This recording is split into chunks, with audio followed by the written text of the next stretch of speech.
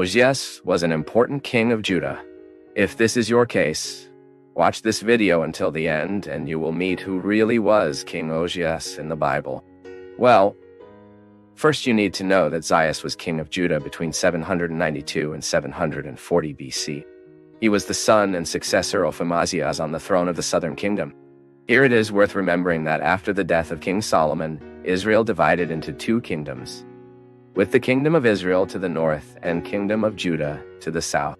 Then Uzziah was king of the kingdom of Judah.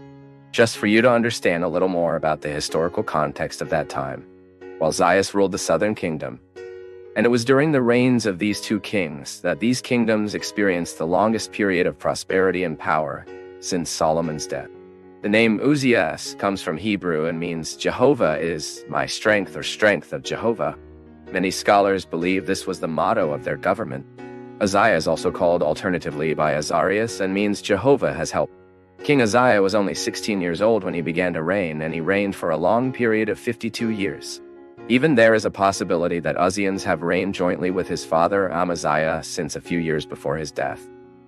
But the Bible makes no reference to it, although a correct period seems to be required when we study the chronology of kings of Judah. What we really know is that Uzziah was freely chosen by the people to succeed Messiah.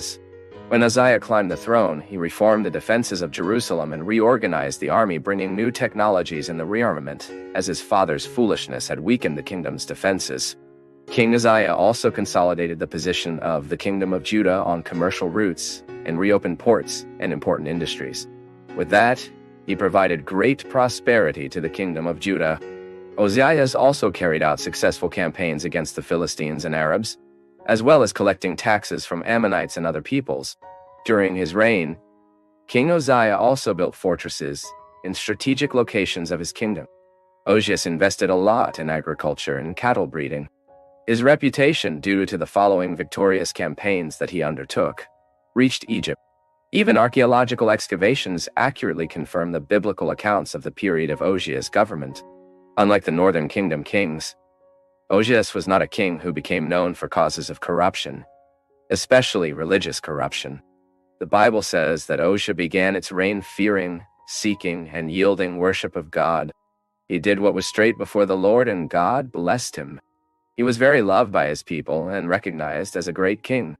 For a long time, he mirrored himself in the Zechariah priest, but in a certain moment of his life, inflated by the pride of his triumphs who earned him great power and wealth, Uzziah entered the temple, and contrary to the priests, tried to offer incense on the altar.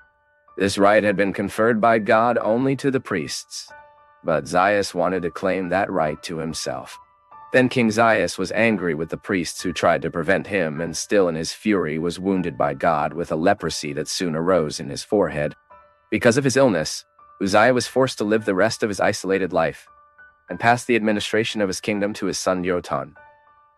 Although scholars believe he continued to be the true ruler until his death in a likely correction system with your son. Also, during the period of the reign of Uzziah, there was a great earthquake. This event was marked in the memory of the Jewish people until the post-exile period. The historian Flavio José defended an ancient tradition that attributes this earthquake to the act of sacrilege committed by Uzziah. Another interesting thing about Uzziah is it's contemporary with some prophets. Uzziah was contemporary of prophets such as Isaiah, Amos, and Hosea. When the prophet Isaiah had the vision of the throne of God, that was the year when King Uzziah died. Many people understand that the fact that Uzziah was alive somehow prevented Isaiah's ministry and the manifestation of God's glory in Judah. But this is an excessive allegory of many preachers and has no biblical basis. The truth is that Uzziah sinned, but was punished by God due to his sin. But undoubtedly, Uzziah was a great monarch. He was loved by the people and was a symbol of hope for the Jews.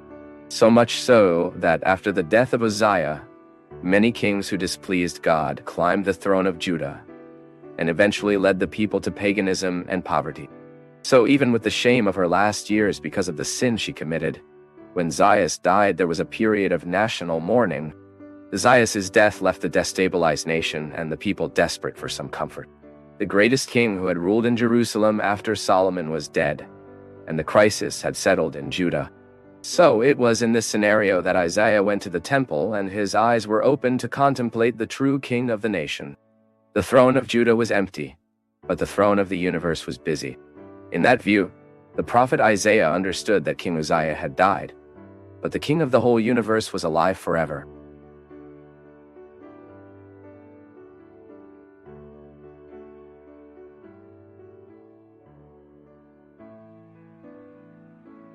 Thank you for joining us on this spiritual journey at Path of Faith. Your participation is key to our community's growth, so please leave your comments, give us a like, share this video, and subscribe for more uplifting content.